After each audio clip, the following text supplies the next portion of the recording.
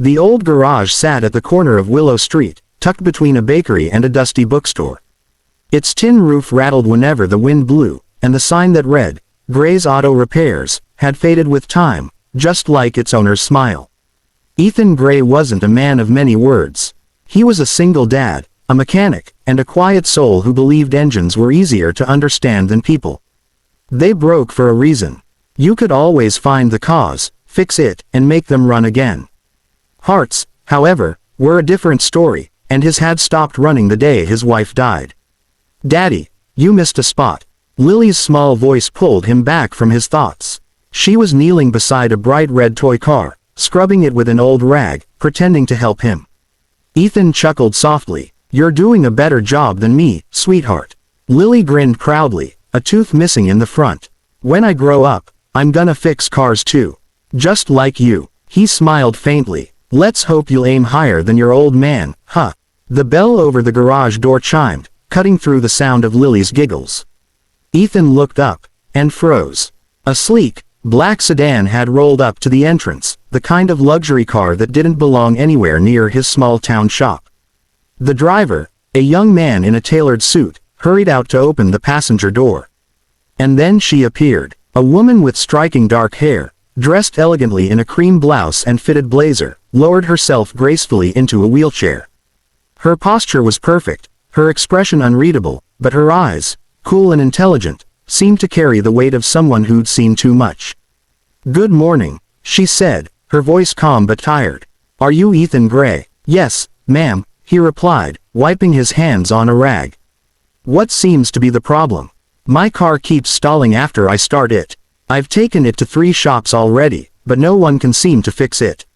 He glanced at the car. "Mind if I take a look?" "Of course." She nodded to her driver, who stepped aside.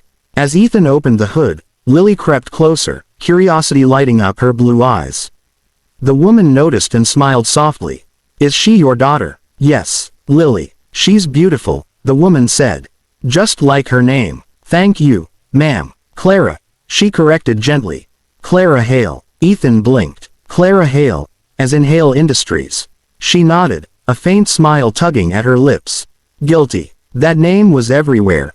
Business magazines, television interviews, charity events. Clara Hale was one of the youngest CEOs in the state, known for her brilliance and strength. But sitting there in her wheelchair, her tone soft and eyes thoughtful, she didn't seem like the woman from the headlines. She seemed human. While Ethan examined the engine, Lily offered Clara one of her chalk drawings, a sun, a flower, and a smiling stick figure family. "It's for you," Lily said shyly. Clara's smile warmed. "It's beautiful. Thank you, Lily. I'll keep it." For a woman who looked like she lived in boardrooms and luxury cars, she seemed almost fragile holding that childish drawing. After an hour of careful tinkering, Ethan wiped his hands again. "Found your problem," he said simply. "Faulty ignition sensor. Cheap part, but expensive consequences." "How soon can you fix it?" Clara asked. "Give me an hour." She nodded, watching him as he worked, his hands steady, movements precise. There was something peaceful about the way he focused, as if this small garage was his entire world. "Do you ever get tired of this?" she asked suddenly. He paused, glancing at her. "Of fixing things. Of this life. Being here. Small town. Small dreams." He thought for a moment. "Dreams don't have to be big to be worth it." Clara looked down, thoughtful. "I suppose not." By the time he finished, the sun was setting. The car purred perfectly under the golden light. "It's good as new," Ethan said, stepping back. Clara smiled faintly. "You make it sound easy." He shrugged. "Machines make sense. People, not so much." Her gaze lingered on him, curious. "Maybe you just haven't met the right kind of people." As she was about to leave, she looked at him once more, her voice quieter this time. "You fix things so easily," she said. "I wonder if you could fix something that isn't metal or wires." He frowned slightly, unsure what she meant. "I only fix engines, ma'am." Her lips curved faintly into a sad smile. "Maybe, but sometimes hearts need tuning too." And with that, she was gone, her car gliding down the street, her perfume still lingering in the air. Ethan stood there long after the sound of her engine faded, the words echoing in his mind. Ethan hadn't stopped thinking about Clara Hale since the day she drove away from his garage. He told himself it was just curiosity. She was a woman far beyond his world, after all. A CEO, a symbol of strength and success, someone who lived in penthouses while he lived in a small house behind his shop. Still, when her name appeared on his phone screen 1 week later, his heart stopped. He wiped his hands nervously on his work pants before answering. "Gray's Auto Repairs," he said gruffly. "Mr. Gray," came Clara's calm, elegant voice. "It's Clara Hale." He froze, swallowing hard. Clara, everything okay with the car?" "The car's fine," she said, and he could almost hear a smile in her voice. "Actually, I was hoping you could help me with something else." There was a pause, then, "My company is hosting a charity gala tonight. I need a date." Ethan blinked. "A date? Yes. My assistant says it's expected of me. But I'd rather go with someone who doesn't treat me like I'm made of glass." "Miss Hale." "Clara, I don't think I'm the right guy for that kind of event. I don't even own a tuxedo." "Then wear what you have," she replied, her tone soft but certain. "Please, Ethan, just tonight." Her voice wasn't commanding, it was lonely. And against his better judgment, he found himself saying, "All right. I'll be there." That evening, Ethan stood in front of his mirror, awkwardly tugging at his tie. The suit was old, from his wedding. The memory stung, but Lily had insisted. "You look handsome, Daddy," she said proudly. "Like a prince in those movies." He smiled faintly, kneeling to kiss her forehead. "You'll stay with Mrs. Reynolds next door, okay?" Lily pouted. "Will Miss Clara be your princess?" Ethan chuckled. "Something like that. The hotel ballroom shimmered like a sea of gold and crystal. Waiters glided between guests holding champagne glasses. Cameras flashed. Every face was polished, every word rehearsed.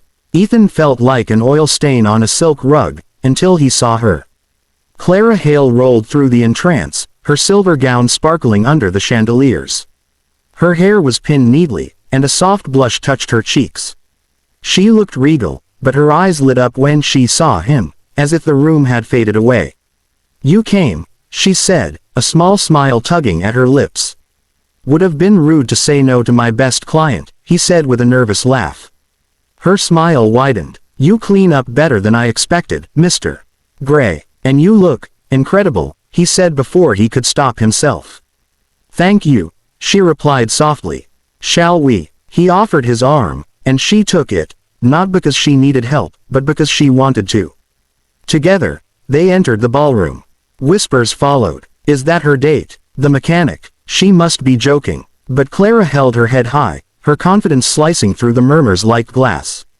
Ethan tried to focus on her voice, her laughter, the way her eyes softened when she looked at him. During dinner, she confessed, "I used to walk into these rooms and feel unstoppable. Now, all I feel is small. Invisible." He looked at her steadily. "You don't look invisible to me." Her lips parted slightly, surprise flickering across her face. "You really mean that?" "Yeah, you own this room, Clara. Don't let them make you forget it." She blinked rapidly, her expression softening. "You're not like anyone I know." "That's probably for the best," he joked, earning her first genuine laugh of the night. Then the orchestra began to play a slow, sweeping melody. Couples filled the dance floor. Clara's gaze followed them, wistful and quiet. "I used to love dancing," she murmured. "It's strange. Your body forgets, but your heart remembers." Ethan hesitated, then moved to her side. "Maybe you don't need your feet to dance." Before she could reply, he gently took her hands, kneeling beside her chair. "Trust me." Her breath caught, but she nodded. He placed one hand at her waist, the other holding hers, and began to move with her, slow, careful, perfectly in rhythm with the music. They swayed together, her gown brushing against his knees, her laughter trembling softly in the air. The room fell silent. The wealthy, the polished, the judgmental, they all watched in stunned quiet as the paralyzed CEO and the mechanic danced their own kind of dance. When the music ended, Clara whispered, her voice breaking slightly, "You said you only fix engines." He looked into her eyes. "Engines, hearts, maybe they're not so different. Both stop working if you forget to care for them." She smiled, tears glimmering. Then tonight, you fixed something I thought was broken forever, my heart. Ethan's hand lingered over hers. And you fixed mine too, Clara. I just didn't know it needed fixing. Outside, as he walked her to her car, she looked up at him one last time. Ethan, she said softly, tonight didn't feel like charity or business. It felt real. He smiled. That's because it was. Before the door closed, she whispered, then promise me something. Anything. Don't disappear from my life. Not yet. He nodded, his heart pounding. Wouldn't dream of it. As her car drove off into the night, Ethan stood beneath the stars, the ghost of her perfume still in the air, and for the first time in years, the mechanic who fixed engines felt like maybe, just maybe, he'd fixed his own heart too.